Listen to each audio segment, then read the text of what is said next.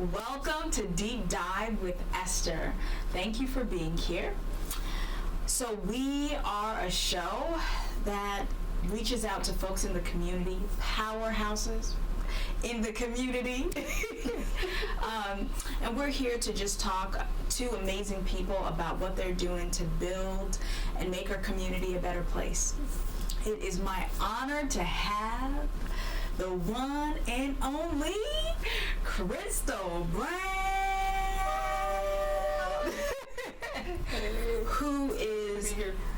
who is a mother, an artist, an educator, a coach, an associate professor of dance, anti-racist task force director, Twilight artist in residence, posse mentor, just to name a few. Thank you for being here. Thank you for having me, Esther. It's a pleasure. Yes. Thanks for the invite. Yeah. Well, I didn't tell you a story yet, but I'm going to tell you a story. Okay, tell me the story. So I got to tell you when we first met. You have to remind me. Yes. So it was, I think, one of my first Sundays here in Middlebury after I just moved. And I decided to visit the UU. Oh, yeah. Unitarian Universalist Society. Yeah. And guess who was giving the sermon? I love the UU. Thanks for having me. I love it over there. And I honestly thought it was a sign from God. Just like a black woman giving the sermon on this Sunday morning, and I just walked in, and anyway, it was just a dream and a vision of like, oh, I could be here.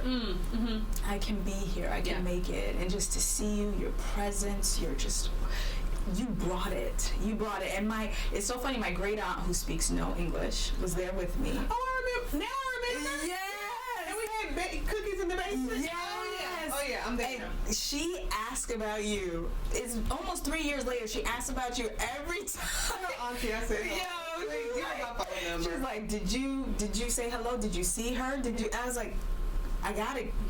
Yeah. So that was an honor. Good to see you. Thank you for being here. Of course. Thank you for being a part of the community. Yeah. So, how did you get here? Well, it's an interesting story. I got to Middlebury because there was a colleague of mine who was a dear friend. Her name is Tiffany Reiner, and she was teaching at the college. And maybe some people don't know this story, but we'll do the Cliff Notes. The Spark Notes. I'm sorry, I'm old. I call them Cliff Notes. The Spark Notes. I actually got dropped off at the wrong place in a carpool, and that's how my dance career started. So I never really thought I was going to be a professional dancer until things in life got a little different and people saw something in me that I didn't see in myself. And this particular woman, Tiffany Reiner, during my undergraduate career, she was a graduate student. She's actually the first person who ever wrote me a check to dance, like professionally, like not teach, but like perform. And so after that, my career just kind of blossomed, and I have had an amazing career in dance, touring for icons in the field, Chuck Davis, Bill T. Jones, Urban Bushwomen, Jowly Willa Josala, Liz Lever, like all these things that kind of unfurled into a career. And so Tiffany, after graduate school, started teaching at these colleges. Inlow, that was a high school, Inlow, then Peace College, then SUNY Potsdam, and where she would go, I was on tour with these major dance companies, so I was kind of like her famous friend. Right? So every time she would go to a place, she'd say, you want to come teach a master class? So wherever she went, I went. And so she ended up in Middlebury.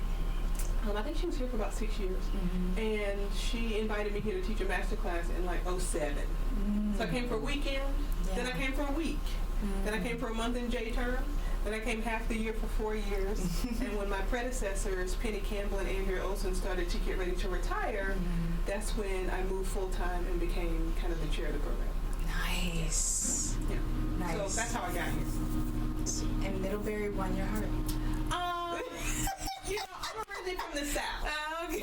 Right? And so the cold did not win my heart. Gosh. But, God made it really clear that I was supposed to come here. Like, we're just like, when we had like really no money, like all these other things came into play, and like a house was built from the ground up for us to move here. And it just really was full circle for me, having been raised in a small town in the South, and then touring the world, raising my son for his first 2 years in New York City, and just knowing that I'm not a New York parent. Yeah. Right? Like, I know that from my core. Like, I'm not the person who's ready to drag the stroller up and down the stairs, right? And in order to not do that, you have to make a pretty large amount of money. And at that time, I was, still a touring artist. And so when God made it super clear that it was time to move, and it was here that we were coming to, it just, for me, opened up a different kind of understanding. And at that point, I kind of had resolved, like, I'm done with dance. I'm just going to go and be a good mom and a good teacher. Like, that's what I started out to do in the first place. Like, this big performance life is nothing I even asked for, blah, blah, blah, I just want to say that out loud, because these are the internal dialogues that most people don't hear, like, unless you're one of my clients, right? The internal dialogue of when it's time to grow is very different than usually what you're used to, right? And so when that happened, we moved here in 2012, and my son has grown up here, and he travels with me. He's been traveling with me since he was 2 months old, He was in Africa when he was 2, and so, he understands the local and global perspective, right? So as an artist of color, as, an academic, a female academic of color, where I'm always talking to him about the big picture, right? So he knows he's a person of the global majority, while maybe in his school he might be a minority. Ooh, right? That's so good. the juxtaposition of where you are can sometimes determine how you see yourself, but who you are is a way bigger story. Whew. I'm gonna sit with that. I think it's important, right? Because a lot of people really have this notion that, I'm making it work here, right, as a person of color. And I'm not making it work. I'm living my life, right? And who I am and the story that I am writing for myself is very different than the narrative that's been told before. So, I think it's just worthwhile to say that the place doesn't make the person. The environment can shape you, but you have to know what's in the environment that is kind of indigenous to your character. Yeah. And then what you want to innovate on for your future. Yeah. Yeah. Ooh, that's a word.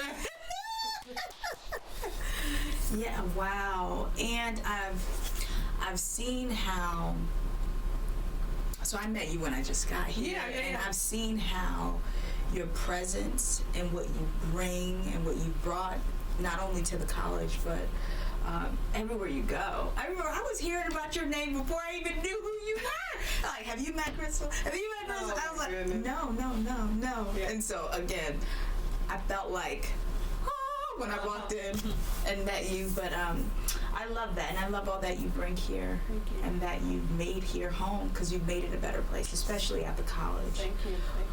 Where we work together on the anti-racist task force. Yes, we do. A new initiative at the college. Yes. I remember I got that text from you. You said, hey, you interested? I said, absolutely. I'm like, Christal, what do you need? What do you want? Let's do it. Yeah. So, yes, tell us more. Well, yeah. So, in this time, Esther, right, like in this racial reckoning as a country, which is not the first one, right, but I come from a family where my mother was a politician. We were just discussing that. She was a local politician for 23 years. She was a county commissioner. She had no college degree. She was really kind of like up by your bootstraps, socialite for the people, kind of down on the ground, like boots on the ground. And so I watched her do that for many years. I have no desire to do that, but I watched her do that for many years. And I grew up standing in folding chairs, giving the invocation at Black Caucus rallies and NAACP meetings. And it was a really clear social juxtaposition between her and my father, because my father could kind of care less what people thought, right? And had lost both his legs in Vietnam, and then kind of, we wouldn't have called it PTSD when I was young, but that's what it was, right? And so he kind of would show up in different ways in the community, but still down for the people. Yeah. Right? And so I watched this kind of growing up, this way of how you navigate situations, but then also how you just show up as yourself, right? And so when I think about this idea of this anti-racist task force, I'm really thinking about how close can we be to the people we serve, not just the college, but the broader community, but first of all, in my role at the college.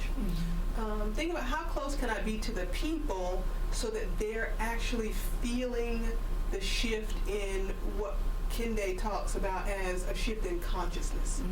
Not just doing the right deed or a moral compass, but really understanding that the reason I'm going to make a different choice right now is because there's someone I care about that this might affect.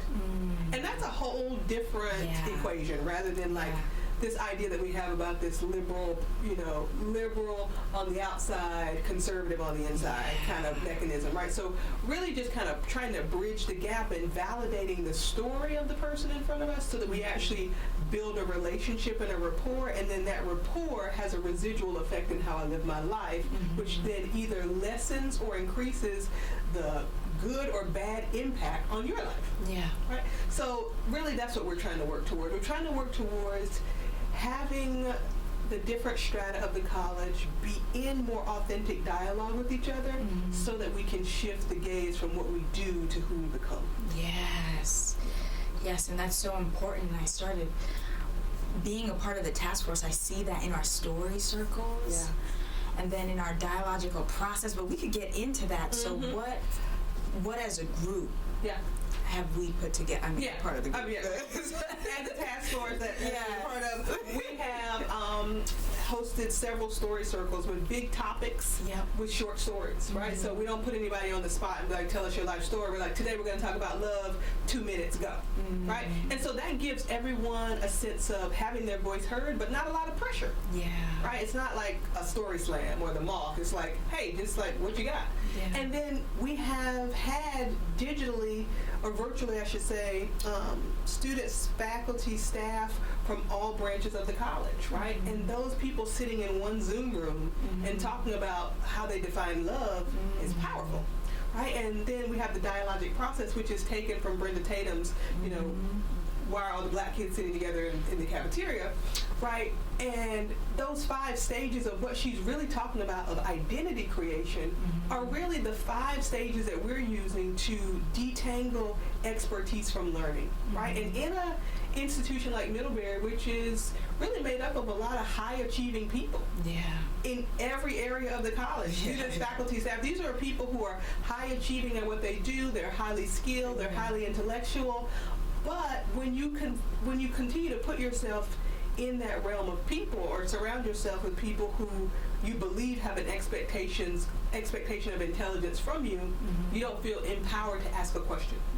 But the institution itself is a learning place, right? And so we're just trying to detangle some of those expectations and assumptions from the actual practice that I don't usually say the word should, but should be engaged in, right? And then we have the Anti-Racist Learning Hub. Which is where people can jump online or and really figure out a way to engage. Like, okay, I don't really know what I mean by anti-racism in my own life, but let me watch a TED Talk. Or they're having an activity tomorrow, let me go to the activity, right? And what we've really institutionalized this year is something that we hope to continue to go forward is the slow walk meditation at the beginning of the year and the slow walk meditation at the close of the year. Really illustrating, the quote from John Lewis that says, like, if you're ready to make change, go ahead and look at the long road. Right? I'm paraphrasing. John Lewis, please read. Right? Right? It's like, if you're going to decide to change something, just know it's not going to happen overnight. Right? And so as we engage in that slow walk, we're just like committing consciously to the work of anti-racism because it's a consciousness shift. And it's a journey. It's a journey. That will not, as you mentioned before, this is not the first time. What we're feeling now, this is not the first time our country has been through this or has felt this. It's a long haul. And we still got a long way to go. Whether people really want to, think about it in this way or not, racism is built into the DNA of America. Right? And it's a controversial topic. There's always, or there has always been a lesser class, right? And so we have to really reckon with why do we value or undervalue people when we're all people.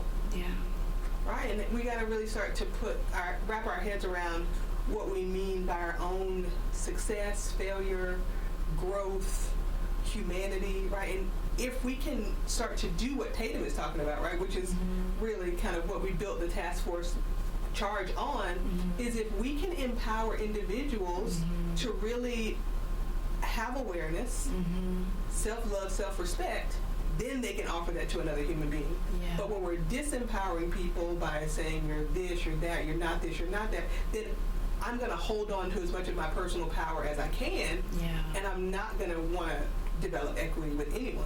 Yeah. Yeah. Ooh, I hear that. Yeah. I hear that and get that deeply, because even in myself, I've had to do some unlearning. Yeah. Yeah. Myself, when you talk about it's in the DNA of Yes. America, Oh, yeah. going to school in America, you know, living here, we live and breathe it. And for so long, I know for me personally, I was just putting blinders on because I'm just trying to survive. Right. I'm trying to work, I'm trying to pay the bills. Right. And go home and not. But then, believe it or not, it was coming to Vermont. Yeah. And having a seat, and just 2020 came, and it was like, whoa, Yeah. okay, let's pay attention here. Having children, now that is a game changer. Oh, yeah. Having a son, a daughter, and just looking at them through the way the world does, And vice versa. yes. Yeah. Hearing what they see. Yeah. Game Oh, changer. yes. Yeah. Actually, I had my daughter share with me not too long ago that she felt like her teacher didn't like her because of the color of her skin. At 6 years old, was able to articulate, and we were just watching a movie. Yeah. It was a family time. Yeah. But was able to articulate that Yeah. and wrestle with that. I mean, it's one of those things where, in this particular context of Vermont, right, we're in the second whitest state in the country. Yeah. In this particular context, a child who is visually different Yes. is similar to a child who has a physical handicap. Yes. Right, and we have to treat it as such so that the child is aware of their difference, but not taking that difference on as an identity that they actually don't have the historical context for. Yes. And I think when I see the students at the college, I think we've kind of pedaled forward and back a little bit too much, because they have a lot of information with really no experience. And so taking on the battle of race, class, gender, all of these larger things is sometimes a blanket or kind of it's really kind of a way out of dealing with their own identity first. All right, and we see this happen over and over again. Yeah. Right, I think one of the amazing things about what this community has offered my family and I is that my son, who is a black male in America, who is an endangered species, gets to define what black is. And that's a huge privilege. Yeah.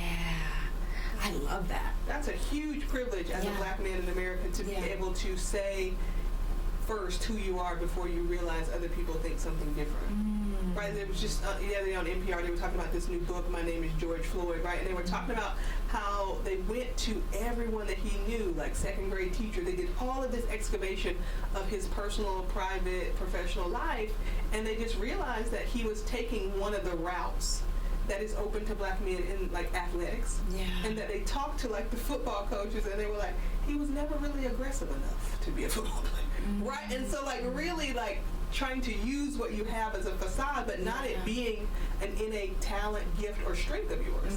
And so when people start to box in their identity early, right, it just allows them to fall in line with something that might not be authentic, organic to their identity at all, but it seems like success. Like when you're saying you had your blinders on, right? It was get good grades, go to college, get a good job. Yes. Right? And it's that kind of American dream that people of color sell our children. Yeah. Right? Yes. That is success. And we don't. You can find yourself later. Yeah. Yeah. If it's not too late. If it's not too late. Because I think there's some folks out there that never had the chance. Right. Or didn't even see that. And I would say Vermont gave me that same gift too. Yeah. To define and figure out, okay, who am I? And be in a space where I can be my authentic self. Yeah. And hopefully I give that to my children and not the other stuff. Right. You know, it's a little bit of both. They have to blame you in therapy for something. I mean, and honestly, I'm just going to be okay with that. Right. I'm going to be okay with that. Just let it, it's their story. They get get to have their story too. Yes. Right. Yes. Out of all the amazing things that my parents did, like I still got my stories. Yes. Oh, okay. Yep. Yeah. Yep. Let them have their stories. Yep. Yeah. I know one of the great things that we're doing in the anti-racist task force is gonna change things here. Okay. And it may seem small, but for us folks who cannot find a hairstylist, who Lawrence who hasn't had a haircut in 2 months, okay, this is hard. but we'll talk about that later. But you know, the amazing project that we're about to embark on, please share. Yeah. Okay, so, just to give a little bit of backstory, I got here roughly like 08, at that time I had locks and they were like, and so I grew up in a hair salon. My first job ever was I was 9 years old and I got paid to take out the rollers, sell the products, and sweep up the hair that was cut. And that's how I got my hair done for free every week, right? So, for me, the culture of what hair salons have been in the African American tradition have been places where young women learn what it means to be a woman, right? And barbershops are where men get the intel on what other men are thinking, older men. And so when you get to a place like Vermont, that corridor culture does not exist, right? And so then you also get this added layer that there's something that is about the culture you're a part of that is not accessible to you anymore, right? And so, especially for emerging human beings, which is what I call our college students, right? Emerging human beings who are coming to do the right thing, and then are dealing with a separation anxiety from their, not just parents, and so some of them are glad to be able to get married, but like they're really dealing with like a place separation, right? So like, where can I eat? Like, where can I eat that feels like home, right? Why don't I look good anymore, right? Like you're here, you're dealing with like the water is hard. Why is my skin dry? Right? And these are all crucial things to the African American experience, right? Like these are things that as we grow up in school, right, you get joked on for this. Like, I can't believe you're ashy. Like, what's going on with your hair? Right? And so one of the first things that we started to do in the anti-racist task force was bring in this idea that I had started a few years ago called these hair pop-ups. Right? And so we were trying to find a place and think about the hair pop-ups as not a pop-up, but as a cultural position on our campus or in our community, right? And so what we're doing is we're buying a bus. And we're turning this bus into a mobile salon. And that the salon can be in one of the large parking lots on campus. It could be shared with the town, right, as an initiative, because a lot of what we found in the hair pop-ups is that we were actually servicing children of color in our community, whether those children be adopted or biracial, but we were really doing tutorials with parents, really giving some children their first hairdresser experience, which was sometimes amazing and sometimes traumatic. Right? Because if you're an African American who has not had the experience that combing your hair could be a little painful, right? Then when you're in the midst of strangers, it could be a little traumatizing, right? And so just having those conversations with parents, with children, and then opening it up to the college students who were our kind of primary clientele, but we started to realize that we were servicing such a larger population. So we don't really have a name for the bus yet, right? Like we need a good, haircut, barbershop, hairdresser type of name. And then hopefully we'll be able to launch it, open it with a Style Seat account and all the amazing stylists who are going to come through by the fall. Nice. But Lindsay Fuentes George has been great in terms of thinking about all the partners, right? Maybe the Hannaford Career Center helping to retrofit the bus, putting the water lines in. It was great that we found a bus that was already zoned for residential, so it already has the outlets in it, but we got to work around how to put 2 salon chairs in there. We can't, I just kind of feel like it's going to be like a place where people want to hang out, but it's not that big. Right? I can see that. It's not that big. It's only going to be able to hold maybe like 4 people at a time, 4 or 5 people at a time. But like, who knows? I think it's going to be amazing. I know it will be. And talk about it takes a village, it takes a community. So to hear what Lindsay's doing and saying, hey, what can other folks in the community do to make this happen. Yeah, you got on the select board, like talking it up, like like applying for funding, right? Yes. Not having the college be the kind of sole proprietor of this thing. It's going to be super important because it's not in the quote unquote off season of academia. Yeah. This particular investment can serve so many communities. Yes. We're looking at partnering with the Rutland NAACP, right? Like really having these hair clinics and these hair pop-ups be something that can really, enliven the community and connect the community. Yes. Right? Because, we've noticed that there are people of color in the state. We just don't often cross paths. No, we don't. Even when we're in the same town. I know. We don't. Yeah, I do see this as a bridge. Yeah. And I think this is a small way of turned into a big way of folks feeling like home. Yeah. Right? They can move here. Even faculty, staff can move here and get a piece of home while they're here. Yeah. So it's going to be a safe space. It'll be mobile, but it's safe space. Yeah. Yeah. And so thank you. Of course. Thank you for your vision. Thank you for bringing that to the college and our community. I mean, Christal and I we get down. Christal helped me cut my son's hair. Yes. I don't mind. It was another 2 weeks. No, it was like 2 or 3 months, and it was so bad, and I couldn't cut through. And I was connecting with you, and even in that moment, you were bringing change and comfort and home. Yeah. And you're doing it for our community now, so thank you. Thank you. It's been a pleasure. I mean, the work is the work. Yeah. Thank you for taking the deep dive with us. Hey! And making our community better. Hey, thank you for all the work you're doing. Yeah, it's amazing. Yay! Thank you.